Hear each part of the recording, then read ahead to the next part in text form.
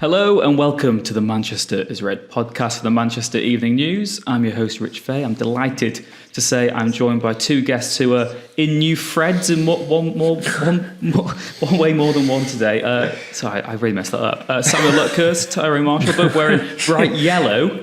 The summer's here. How are you both feeling? Not bad, thank you. Yeah, I spoke to someone from United today, and their first words were pretty much what a beautiful day it is in Manchester. And I'm sure that the parasitic aggregator accounts listening are thinking, they've dropped a hint at an imminent signing, but no, it was just strictly on the weather, and it's a nice day enough. The cricket's on, and it's July. It's summertime. Yeah, the cricket is going badly, very badly, unless you're an Australian. Yeah, I guess it's Aussie colours, isn't it? Yellow. It is actually. Yeah. I guess so. Yeah, change of allegiances maybe might be the. We loved Melbourne that much. We loved Melbourne that much last year that we can't get enough. It got to show our allegiance somewhere or another. And Ty, yourself, I mean, are you enjoying not having football for a bit? You can watch cricket, you can watch the tennis, you can enjoy having a bit of a detox from football for a while. Yeah, it's nice, isn't it? We were just talking about that before the podcast started, on how it's nice to have no football, and how as a kid you'd always can't wait for the season to start, but now you're actually in it. It's quite nice sometimes for there to be no games, but it has come around very, very quickly this year. I mean, my last game was the Champions League final on June the 10th, and now it's not even a month later and there's a game next week, so it's it has been pretty relentless. It is nice just to clear your mind of football sometimes, and no summer tournaments as well, so maybe that's been a bonus, and we'll be raring to go for the Euros next summer. Yeah, we're fresh and ready to go for that. And yeah, the football podcast where we talk about how much we love having no football to talk about.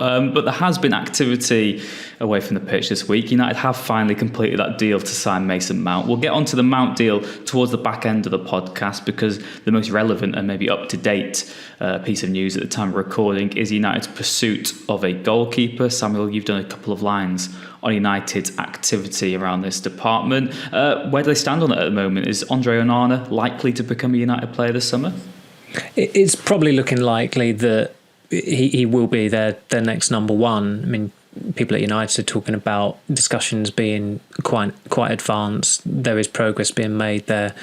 I believe Murta has been in Italy as well to hold dialogue with officials from Inter Milan. He's also spoken to figures at Atalanta about Rasmus Hojlund, who we'll, I'm sure, get into. But I suppose it's somewhat surprising that after last season, United's first port of call, I think everybody expected it to be a striker, but it looks like they might get a midfielder and a goalkeeper in before a striker, and there are possibly factors there regarding Tottenham's unwillingness to sell Kane, and United moving on to other options who they were on their radar for months anyway. It's not like they've been caught out there at all. They always had a contingency plan if Daniel Levy discouraged them from bidding for Kane, and obviously he did, because they dropped that quite quickly before last season had ended. And with Onana, you look at it, and given how impressive he was in the Champions League final, some might say, well, it looks a bit of a knee-jerk move from United. I don't buy that for 1 minute. I mean, he's a goalkeeper who's been known for a number of years now, dating back to Ajax's run to the Champions League semi-final under Ten Hag. He played under Ten Hag. We all know that Ten Hag has this propensity for favouring players who he's worked with or have been developed in the Eredivisie, and there was certainly a shift on the club's position with De Gea towards the end of last season and the run-in, which was just peppered by some pretty atrocious mistakes by him against Sevilla, West Ham, City in the cup final. And it seems like the more we saw of De Gea in those final weeks, the more United became convinced that they had to go for a new goalkeeper, and there's been a shift there that from going whereby they've gone from just being in the market for a goalkeeper to being in the market for a number one goalkeeper, and Onana is probably the most suitable external candidate. Up to a point, there was maybe an argument that it was worth keeping De Gea for one more year just because there wasn't a standout successor available to sign in the summer, but that's just not the case. I mean, Onana, he's under quite a long contract at Inter Milan, but Inter Milan are in dire straits financially, and they have been for some time. And there's a pretty easy strategy to get a goalkeeper. You say farewell to De Gea for good. He's not currently a United player at the moment because his contract expired last week.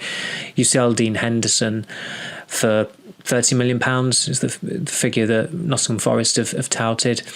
If those two are gone for good, that's 390 grand cleared from the wage bill. There are more funds there to go and sign a goalkeeper. There's more than enough money there saved in wages to finance that goalkeeper signing as well in terms of his own salary. It sounds quite straightforward. I'm sure it isn't as straightforward as that, but here United are in early July and they're making the right move. I don't think anybody, are those with the surname De Gea or very close friends of David De Gea, I don't think any right-minded United supporter or follower or journalist believes they're doing the wrong thing here. I think the only thing they've got wrong is that they've not said once and for all, he's gone, he's not coming back, that's his United career over and done with. It does somewhat undermine their ruthlessness, but make no mistake about it, they're trying to sign not just one goalkeeper but two goalkeepers, because the way it's developing, it looks like the two most not the two most senior goalkeepers, because obviously you've got Tom Heaton there, but certainly the first choice and the second choice effectively. Although De Gea isn't first choice because he's obviously not United goalkeeper at the moment, but those two are going this summer, so it's logical that they would need two goalkeepers.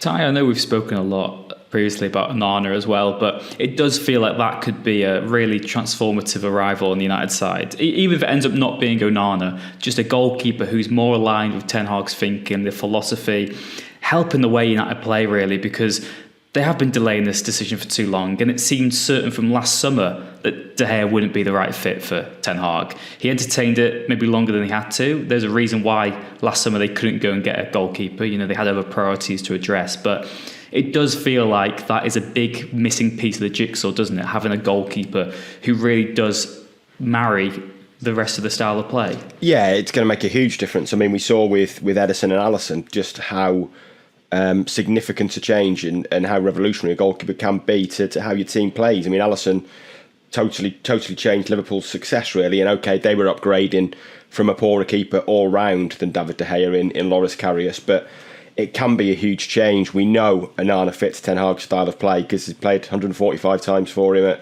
at Ajax, so he is an ideal fit. And if United end this window with Onana as their number one, then I think, and a younger goalkeeper with a similar style as a number two, then it's worked out pretty well. I'm not sure that they'll have reached that end point with kind of the clarity of thinking you would expect from an elite club. Like you said then, that it was obvious from that Brentford game, the second game of last season, that De Gea just wasn't a fit under Ten Hag, yet they've had no idea really what they wanted to do about it. In the space of a month, they managed to make all three of the senior goalkeepers unhappy last month. De Gea is just communicating via emojis now, it seems, and leaving the rest to be inferred however people wish. They've handled the situation really, really poorly. They're going to come out of it pretty well, I think, if they get the Onana deal over the line. But there has been a real lack of clarity, really, and just of ruthlessness, of strategic thinking. Like we said, we've known this was an issue that was coming down the road, and it's just not been handled well at all. But moving forward, if Onana is number one come the first day of next season, you'd have to say it's promising. I said before I was at the Champions League final, I thought he was superb in the Champions League final, mostly with his feet. He's clearly very, very confident with the ball at his feet. He's a very good goalkeeper. He's maybe not world class. He's maybe not as good as De Gea in his prime when it comes to shot stopping and the goalkeeping fundamentals. But I would say Ederson isn't either. I mean, I thought Ederson's best season for City was probably last season, but Ederson isn't a world class shot stopper. He's not in the league of Alisson for commanding his area and saving shots. But what he gives City in build-up play is worth that compromise for, and the fact that he doesn't have that much to do, and that's the level you need to get to, where Onana won't really have that much to do, and what he does with his feet is more valuable than what he does with his hands. And the fact is he's better than De Gea with his feet, and for Ten Hag that I think is probably going to be more important.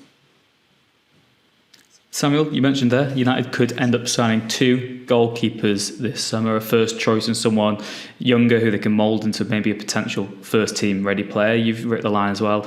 Zion Suzuki, American Japanese heritage goalkeeper playing for Urawa Red Diamonds in the J League. Where do United stand on him? Good question. I mean, Suzuki was swift off his line. That stuff writes itself really if he does come to United next season. But that is still quite a way from being anywhere near done.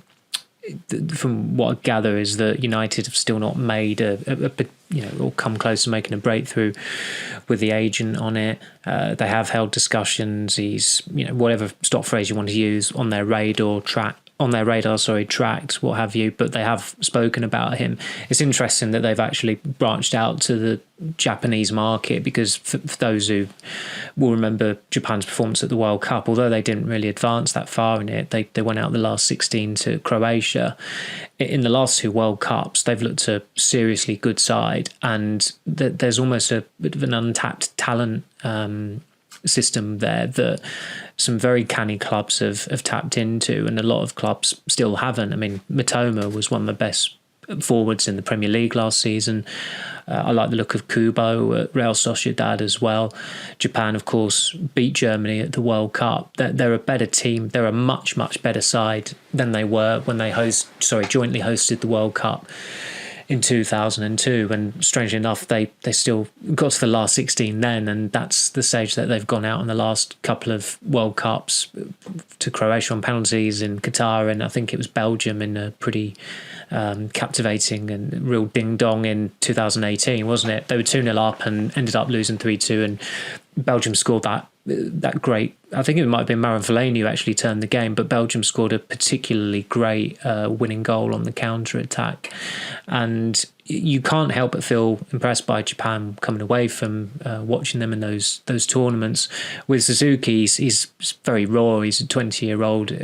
He's Japan under-21 international. I'm not sure if he's ever actually played for the senior side. He certainly wasn't in the World Cup squad, but from speaking to a couple of people who were aware of him before I was aware of him, he has been described as a real top talent. There was some interest from a Belgium club not so long ago, and you look at Bart Verbruggen, who obviously came through at Anderlecht and was groomed by Vincent Kompany. I think he made his debut under Kompany aged 18.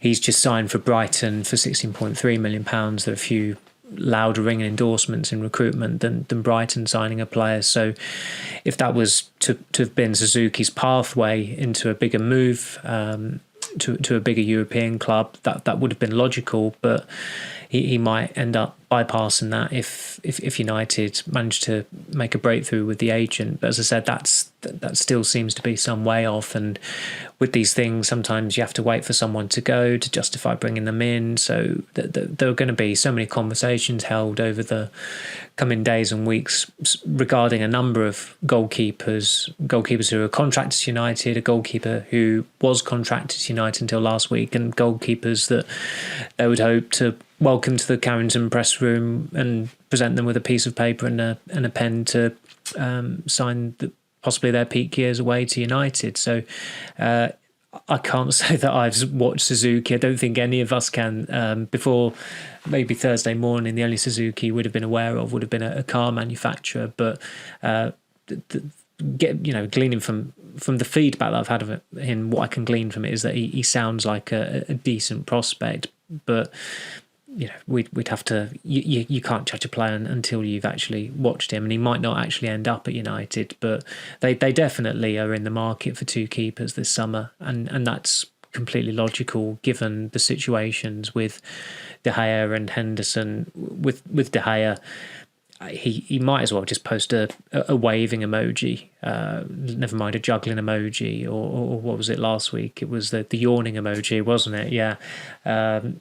It's pretty obvious what United are doing. I think if he had any pride, you'd think just draw a line under it yourself and say that that's it. Because does he really want to be a number 2 at United next season?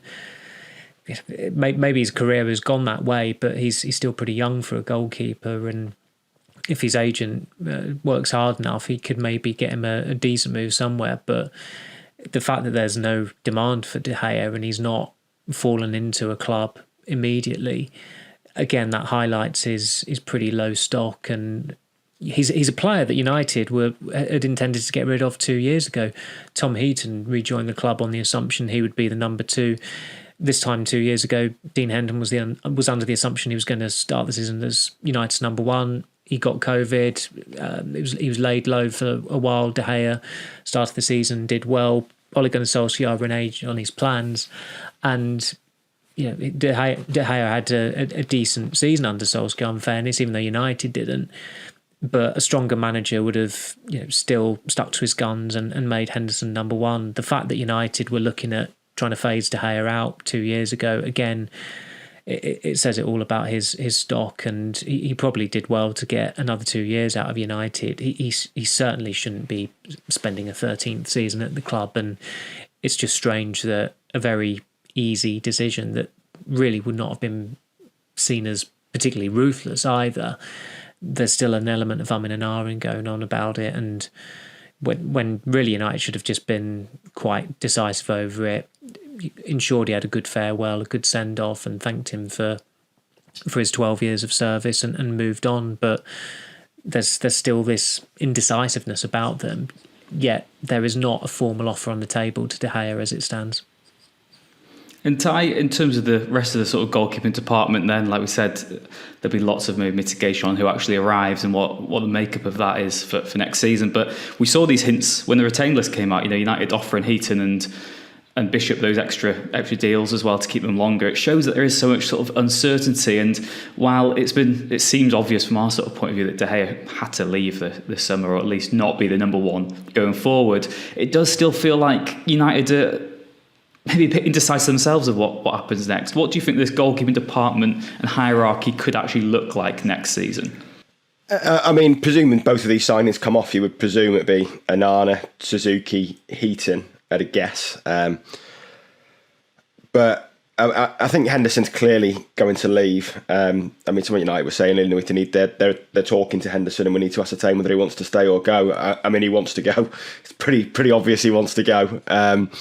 So De Gea's going to go. Like I say, that they made all the keepers unhappy. They took the option on Tom Heaton's contract, but Tom Heaton wanted to go and play first team football. He's played 3 games in 2 years at United. Like Samuel said, was under the assumption he was going to be a backup keeper. Barely had a look in.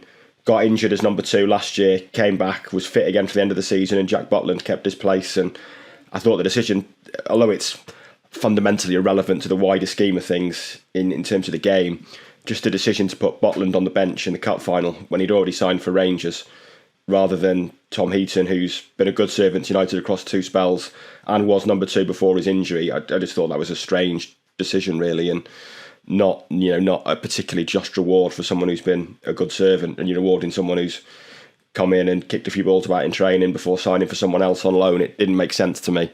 And like I say, Heaton had interest from Hull and Luton. Could have been number 1 in the Premier League for Luton, but United, they had no option but to take his option, really, because they don't have a goalkeeper otherwise. As someone said earlier in the week, if there's a game tomorrow, then Tom Heaton's the first choice. And there's not a game tomorrow, but there is a game next week, and Tom Heaton is going to play in Oslo because he's the only goalkeeper with any first team experience at the club that they've got. So I presume he'll stay and be number 3. From what we hear, he's a very good pro. Ten Hag was taken by his leadership skills last year, which is why it's even stranger, I think, that he wasn't on the bench. But I think it's pretty clear that he would have liked to have explored the option, at least, of finishing his career playing somewhere rather than being third choice. But that looks like it's going to be the case. There's absolutely no point in even trying to keep De Gea as a number 2. I don't think. He was on 375 grand a week. You get that down to 150 grand a week. There's still no backup goalkeeper in world football on 150 grand a week. It would be a crazy decision. Like someone said, that's been handled poorly for all that his game has regressed recently. He's been a very loyal servant to United under and a fairly reliable performer for a long time, at a time when the club has been going through all kinds of decline, really. So I think he deserved better than this. But yeah, if Onana signs, then it's got to be the end for him, and it's clear Henderson wants to go. So I would think Heaton's going to be the only one that stays. Maybe the end for De Gea. The quirk of the backup keepers under Ten Hag as well. I asked him about it. I can't remember when now, but he said he doesn't have a designated number 2 or number 3 keeper, which is probably why he thought, because Butland had been on the bench for a run of games, he thought, well, I'll put him on the bench for the FA Cup final, even though there was not a great deal of strategy behind it. But going back to Ty's point about having Heaton as a very, very senior third choice goalie, Ten Hag did say in January, he recalled his last season at Ajax when Onana was banned because he'd failed a doping test, I think. Stecklenburg came in, got injured in the August, and I think was out for the rest of the season. And they had some 38-year-old who all of a sudden went from third choice to first choice and was parachuted into the team. I think he was in the Dutch World Cup squad. But he gave that as an example of how, although it was a bit freakish that his first choice and his second choice keeper were all of a sudden unavailable to him, he wants that extra security, which is why, I mean, I don't think any of us thought it was going to happen anyway, but that is why Nathan Bishop, for example, is absolutely not going to be the third choice goalie at United this season. That's all for part 1 of the Manchester Red podcast. Join us after the break, where we'll take a look at the striker situation.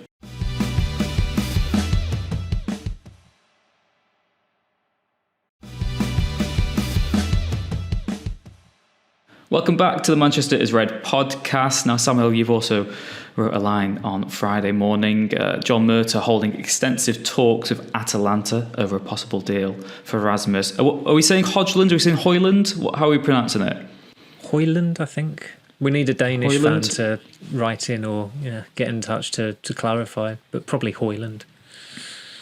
Hojlund, then, that's what we'll go with. Already had multiple video calls with Erik Ten Hag. He also revealed that earlier in the season. I guess the difficulty is that, Atalanta are holding firm saying that Hojlund is a 100 euro million player. And is he really worth that risk right now? I mean, where do United stand on the situation? Do you think this is one where they're still trying to sort of scope out how much a deal might cost, how viable it might be? The budget, of course. What happens if Onana signs first? Does that effectively wipe out what United have to spend anyway? Where are we up to date on this, Samuel?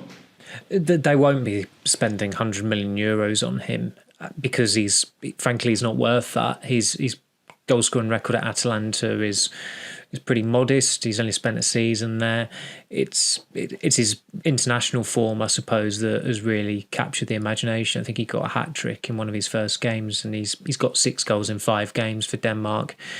He's Scandinavian. His surname begins with an H. It ends in a D, as you said a few weeks ago. So it wouldn't take much for a giddy Danish United fan to even try and compare him to Erling Haaland.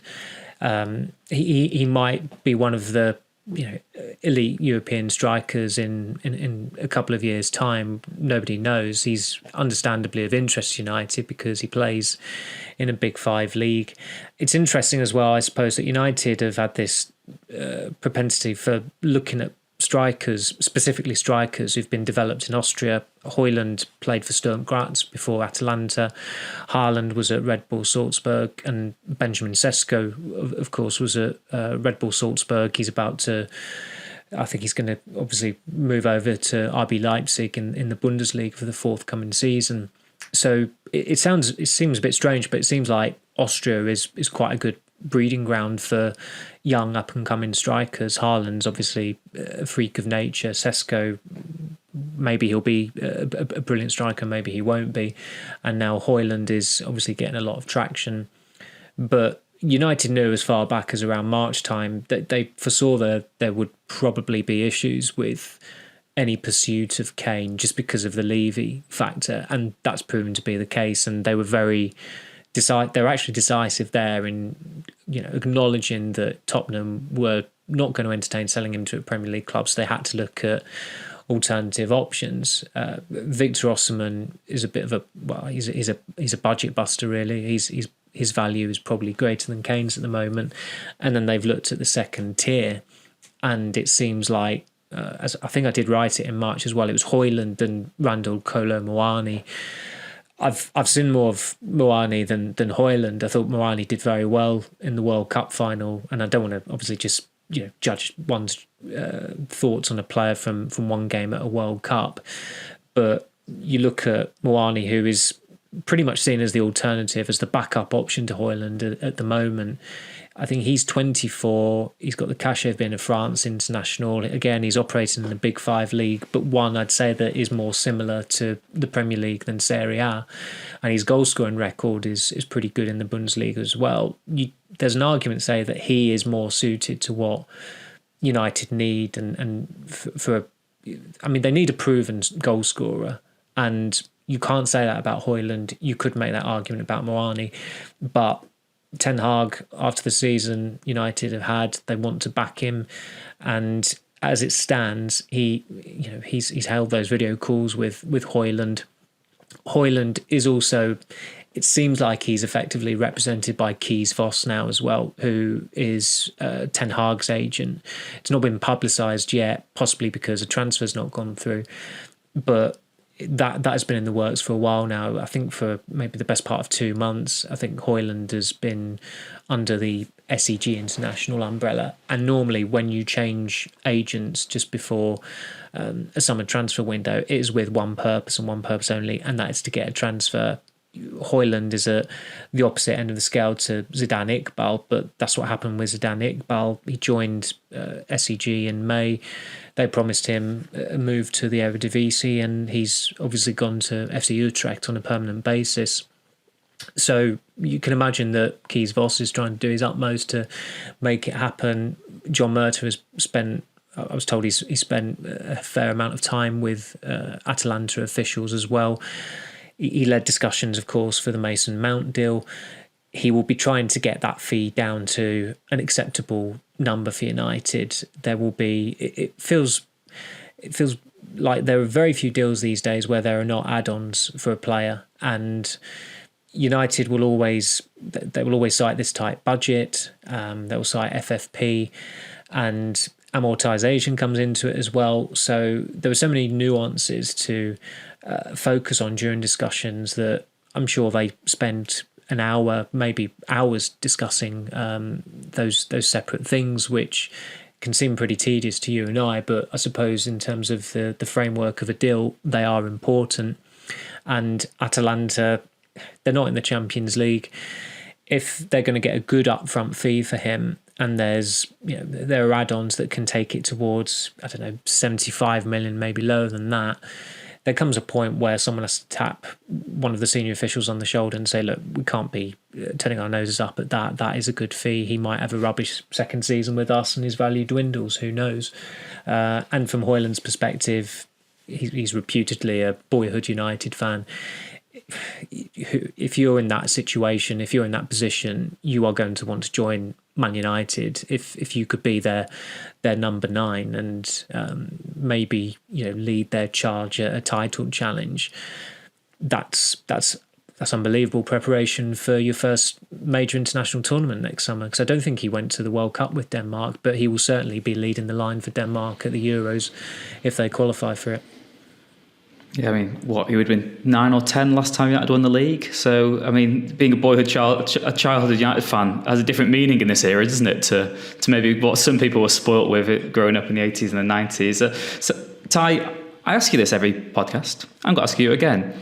Yourself, is there a preference of the type of striker you think United should go for? If it wasn't John Murta, if it was Tyrone Marshall having to pull the strings, who would you be pursuing right now?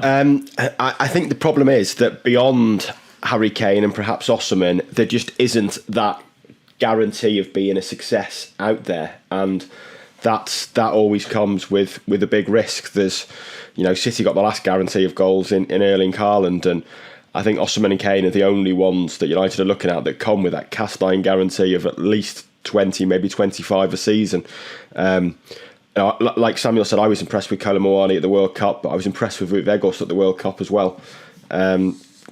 So it's difficult to say that's a guarantee. His record in the Bundesliga is good, but so was Wout Weghorst, and it's quite it is quite a high scoring league. So he's definitely a player with potential, but I don't think there's any guarantee he hits the ground running at United. The same with Hojlund. It would be a huge step up to go from someone who, I think he started half of Atalanta's games in Serie A this season and has clearly been making big strides, but still feels like a big step up. I mean, I guess what it would allow them to look at maybe getting Kane on a free next year if he's still available, if he doesn't go to Bayern.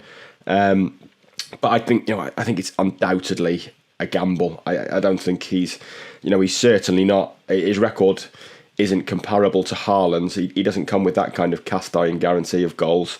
He clearly looks a good prospect, but I think if him and Martial are your number 9s at the club next season, I'm not even sure it's guaranteed that Hojlund's starting above Martial every week. To be honest, I don't think there'd necessarily be much in that. I don't, at this age and with the football behind him, you wouldn't think of him coming in and saying, right, he's definitely an upgrade on Martial. He probably will be in a couple of years' time, but I don't know if he's there just yet. So I don't think it's the type of striker that Ten Hag would have had his heart set on. I think he probably had his heart set on something like Kane and Hojlund in and Martial out, but it seems pretty clear that's not going to happen now, and United have got to adapt. And there is, I have sympathy with John Mercer really, because that, like I say, that market I just think is really, really difficult this time. It feels like we went through this era of going with false nines and midfielders up front, and strikers were going out of fashion, and now suddenly they're back in fashion, but there's just not enough of them. So you end up either, you sign one of the 3 or 4 maybe that are a guarantee of goals, or you hope your scouts are right and you've seen something, and you sign a gem, which I guess is what they're hoping with Hojlund. And given that Kane and Osimhen, it looks like aren't going to be moving, that's probably all they can do. I guess Anthony Martial and Valverde are the 2 ultimate false 9s, aren't they? Neither of them could really be classed as one last season. Samuel, yes. I suppose in terms of the attacking sort of makeup for next season as well, maybe in an ideal world United would be able to go and buy 2 strikers. Obviously that's easier said than done. Do you still think that maybe at this moment in time, given the takeover uncertainty, given the fact United will have to sell before they can strengthen everywhere, do you think it will be a case of just one addition up front, or do you think United could still end up maybe getting 2 forwards at least this summer? I think a lot would have to happen for a second forward to come in. It's if they had owners who invested in the club and actually literally did invest their own money into the club, I don't think that would necessarily be an issue, because I think the cash would be there for that. But at the moment, it's needs must, and okay, with 30 million extra for if Henderson goes, you've got that for a keeper, and you've probably just got about enough if they're to go off this budget, and this budget is exactly what they say it is. They have maybe just about got enough for an upfront fee for a striker, but they're still, clubs are still going to chance their arm and try and have United over a barrel. Because really, if you've got a coveted striker in this transfer market, you will probably look at it as, the going rate for a future United striker is 100 million. That's how Tottenham have operated, and with Hojlund and Randall Kolo Muani, they're the 2 players who are under contract until 2027.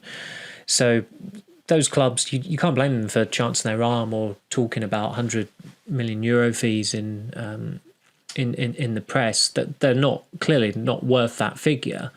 But you can't blame them for looking at it that way, and that's why Murta is always going to try and negotiate the fee down, because United can't afford that. But when you look at United, and Ten Hag did say this towards the end of the season as well, he said the transfer window, in terms of strengthening, it wasn't just about strengthening the 11. And I think, maybe a little bit tentative about it now still, but come that Wolves game, you would hope that United, for their sake, they have an 11 that Ten Hag is completely content with. If they get a keeper and a striker, they've got an 11 that he can look at it and say, that is a team completely in my image. He's got 2 fullbacks under new contracts. He's got a new keeper, new striker, winger under contract, a winger that he bought Fernandes is his captain effectively, 2 midfielders that he signed, a defender that he signed, and Varane, other than Casemiro, was probably the player that he spoke most effusively about last season. But Ten Hag did also stress it was important that they address the quality and the depth.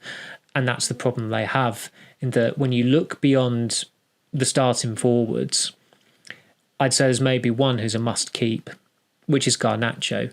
And they are going to keep him because he's under contract. Marshall is not must keep. And if he's he could be out of contract next year if he's still at United.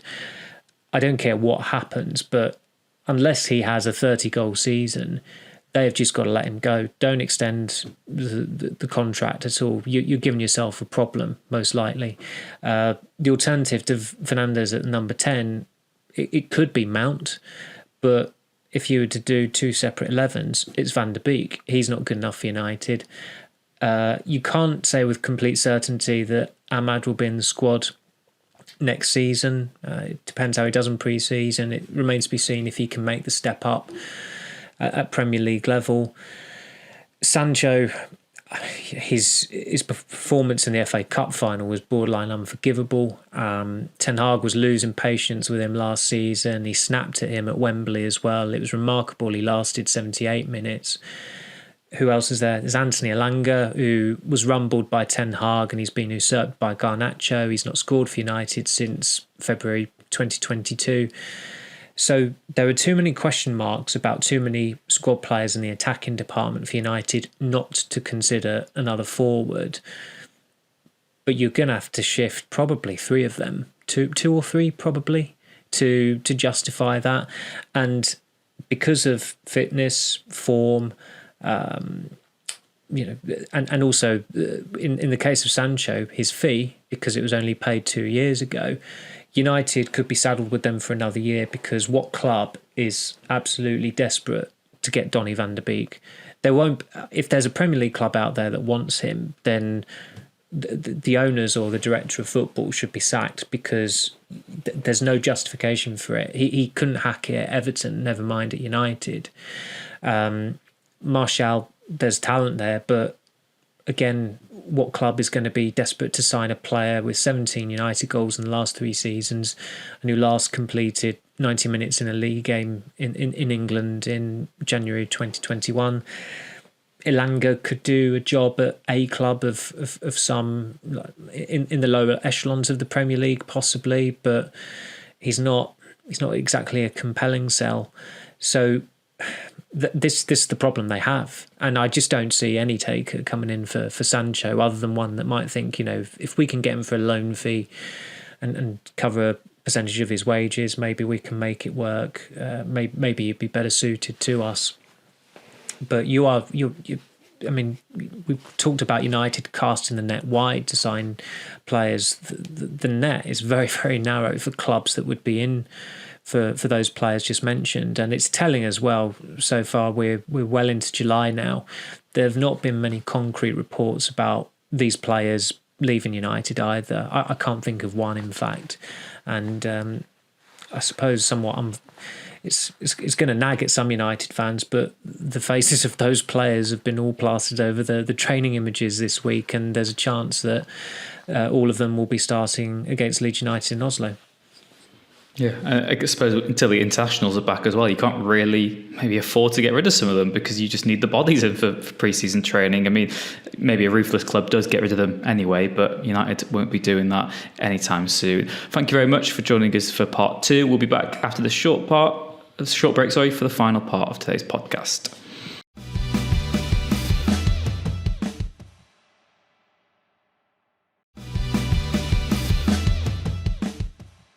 Welcome back to the Manchester is Red podcast. Ty, Mason Mount's first few days at the club officially announced on Tuesday. Trained with his teammates, well, some of them anyway, for the first time on Thursday. Wearing the number 7 shirt, playing as a number 8, he says. It's exciting. It still looks a bit weird seeing him in the United kit, but also oddly looks like he's been wearing it his whole life. He's a player who I think has grown on me since he signed already. I was a bit sceptical of this deal early in the summer, but it does make a lot of sense. He seems like a really likeable person as well. I think he's got the right personality for this United team. What have you made of his maybe first few days and what he said so far about being sold this vision under Ten Hag and why he thinks United is the right place for him? Yeah, it's, you know, he clearly, we heard a lot about these face-to-face talks about him being offered the number 7 shirt by Ten Hag and him being infused and sold that vision. I mean, it's the type of thing I think you hear from most new signings. I imagine Varane and Sancho were probably sold a vision by Solskjaer in the summer of 2021, and it probably didn't involve losing 4-0 at Watford. So I think you're not going to join and say I joined despite the manager's long-term I had a vision chat for with the Ollie, club. and I thought this guy has not got a clue about managing United, but I thought I'll join anyway. Yeah, you know, it's hard to read too much into it, but I'm with you. I think it's a really good signing. It's not an edge of your seats signing. It's not a thriller minute for fans, but he's just he's the type of player. I thought the most interesting thing, arguably, was what John Murtagh said in terms of him being. I can't remember the exact quote, but it was basically he'll make everyone else better, and I think he is clearly that type of player. Every manager he's played under absolutely loved him. He's a manager's footballer, isn't he? He's a coach's professional, and the fans, I think, don't always see what he does. Certainly when he's playing for England, I think Chelsea was appreciated, but when he's played for England, fans haven't always seen what he does, haven't always appreciated and admired what he does.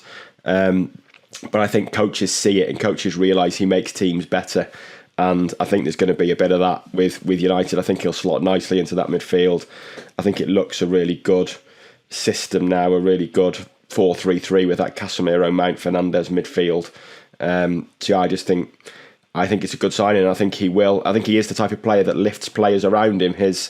The intelligence of his game. He's probably the most intelligent footballer in that England team, to be honest, just in terms of knowing when to press, when to hold on to the ball, picking his right moments. You know, he's a really, really clever footballer, and he does come up with goals and assists. But most importantly, he's just a really intelligent, really clever player, and I think that's going to be a big boost for United. So yeah, I think he's a really good signing for a pretty decent fee as well. I know we've written a lot about the fee and the haggling United had to do, but for a 24-year-old England midfielder, I think they've got a good deal there for sure.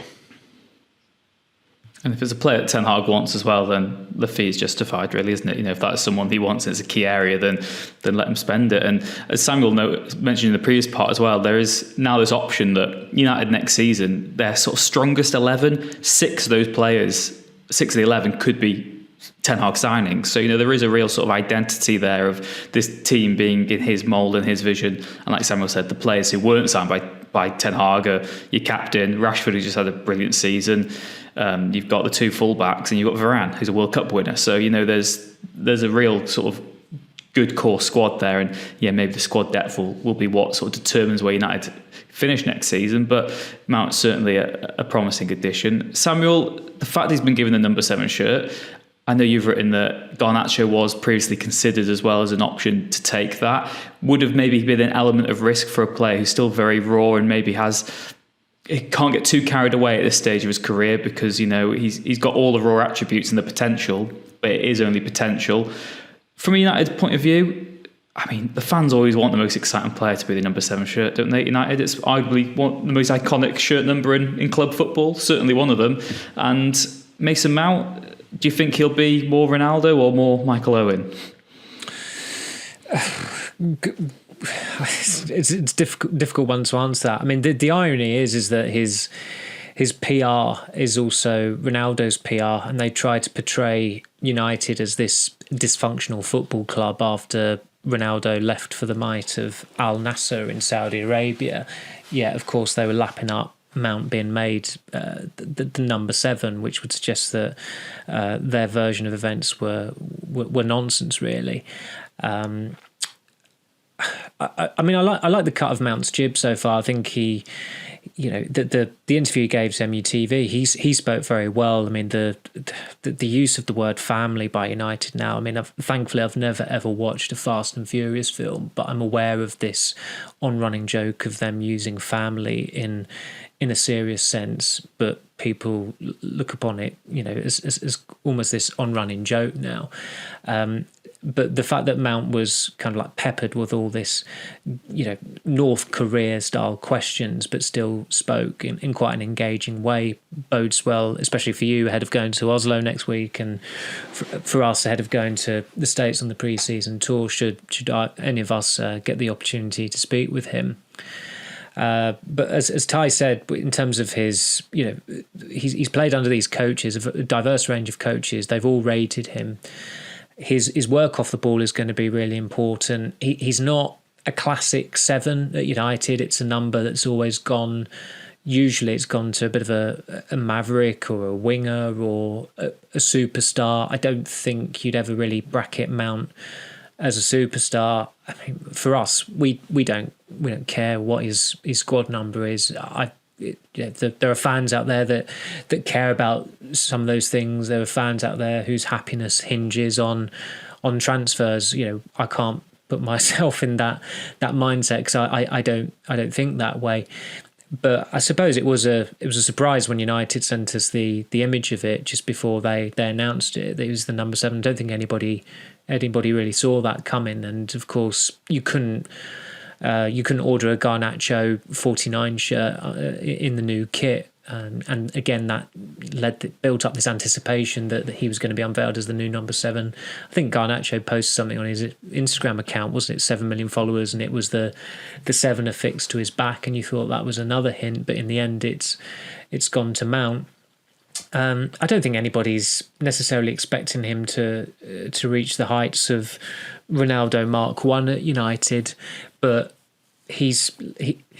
people will compare him to Ronaldo just by virtue of the number, but it's an unfair comparison, especially when United haven't actually replaced the Ronaldo of the 2021-22 season, who was a pretty good goal scorer. They still don't have that replacement. That's the area that they need to fill. If Mount gets the ball in the first couple of games, he's going to look up and he's going to see possibly Anthony Marshall at the apex of the attack. That's not a sight he's going to want to see too often whilst he's representing United. They absolutely need a new striker. But as I said, he's come across really well, and I felt a bit sorry for him with his filmed farewell to Chelsea, because it was such a, again, you can imagine it's PRs. I mean, PRs, they exist to make people sound like robots, and it's counterproductive. And when Mount was in more intimate settings where he wasn't, effectively doubling for an actor, I thought he came across well in his interactions with some supporters at Carrington, and in that interview that he gave United at Carrington earlier in the week, where he was just strolling along quite casually, and as I said, he was talking a good game. So I think I don't think the PRs did him a favour really with his farewell video to Chelsea, especially given that it was filmed so long ago. He had different hair colour, so it didn't go down well with Chelsea fans, as you wouldn't expect it to. But again, going back to the fee, I can't understand some of the misgivings about it. He's a 24-year-old who's played in seven finals at club and international level. He's a Chelsea Academy graduate. He's Premier League proven. He's an England international. He is an attacking player. I think 55 million as an upfront fee is reasonable going. The 70 million being touted, that would have been excessive, but United didn't stray close to that whatsoever, even as a final fee. But because it's United, and I'm not just saying it like, I think people have listened to these podcasts know that we are absolutely not cheerleaders, and we're not on the payroll. We've probably stuck the knife in more often than anybody else. But I found some of the coverage about the fee to be a bit bizarre, especially when Newcastle, you look at the fee they've paid for Sandro Tonali, who he might be a very good player for them, but you look at Serie A in recent years, that's not a place where you go to and you offer clubs knockdown fees to be signing homegrown talent. Italy have failed to qualify for the last 2 World Cups. So if you're talking about a £50 million signing that a club has overspent for, and that club is playing the Champions League next season, it's Newcastle, it's not United. But as we all know, there's a club out there. The internet tells us there's one club out there that everyone wants to read about more than any other club, and it's Man United. It's never ever going to be Newcastle United. Yeah, and again, I do understand the fascination with it to an extent, but it's not your money. It's United's money. If they deem him worth that money, then they can go spend it. And he's a player Ten Hag wanted. He was available for that fee. They got on for lower than the asking price. So what? Move on. Who cares? Ty, I suppose the final sort of element of all this is the fact that there was a real. I'm not going to say minority, but there was a real section of the fan base who did want Garnacho to be the new number 7. I think you and I have both written about it since it was made public. It did seem like the right decision maybe not to give it to him too soon, because he has still got a lot of work to be done. I mean, it's only, it's less than a year ago that he was turning up late to team meetings, and he's still so raw and fresh on the first team scene. He's got the ability, but like I said, it is just potential, and if you don't fulfill that, it counts for nothing. We've seen, I'm not going to say, it's similar, to be honest, like when Yanazai broke through, there was so much hope, but he didn't fulfill that potential. You look at when Memphis Depay came and he was made number 7, it didn't really help his situation. And for all the talent you have to have the attitude to match it. And I think United have handled it well. I'm not saying that Garnacho is going to turn out to be a flop like those two, but he certainly needs to have his feet on the ground, doesn't he, right now? Yeah, I mean, maybe in 12 months' time he would have been a stronger candidate for the number 7, but there's a few things that go into it. For starters, he isn't going to be a starter at the start of the season. I don't think any of us are expecting Garnacho to be a regular in the Premier League team in the first few weeks of the season. Maybe by the end of the season he'll have forced his way in, but his main competition there is Marcus Rashford, who scored 30 goals last season. So I don't see him getting in the team at the moment. And the other thing is, you're right. It's almost its own brand, that United number 7 shirt, and it's iconic. It comes with a degree of pressure, but it also comes with a degree of puffing your chest out and look at me. Garnacho would have wanted it undoubtedly, given how much he idolises Cristiano Ronaldo. He would have been the first teenager to have it since Ronaldo in 2003, but I'm with you. I think it's the right decision, and I don't think it's any secret that United have worked and are working hard to keep Garnacho's feet on the ground. He's had a lot of success very early. He had that Argentina call up. There's always that element there, and you only have to follow him on social media to see that he comes with a degree of confidence and cockiness and ego, which is probably to be expected when you've just turned 19 and you're that good at football. There's going to be a degree of that, but you need your wingers to be self-assured and confident, but to beat their men and to take those chances. There is a fine line to it, and I think I think there's fears at United that Garnacho. We've all seen those players at 5-a-side who think they can run the show, don't they? And maybe have too much. Indeed, yes. I'm not naming names. I'm not saying this is MN 5-a-side, by the way. It definitely is. Yeah, Liam. Yeah. Yeah, like you said, the team meetings thing last year when Fernandes called him out publicly about it on the tour, and there is that element, I think, that United are working hard to keep his feet on the ground, to keep him humble, to keep him hungry, and handing him the number 7 shirt when he's still not a first team regular. I just don't know if that would have fitted into that, really. I think it's better that he waits for it. I think it would have been too soon, and I think it's the right decision. And I also imagine, as much as Ten Hag does know the history of United, I also imagine that he wouldn't have given a damn about that shirt, really. I don't think he'd have thought, when he offered it to Mason Mount, I don't think he'd have been thinking about the history that comes with it.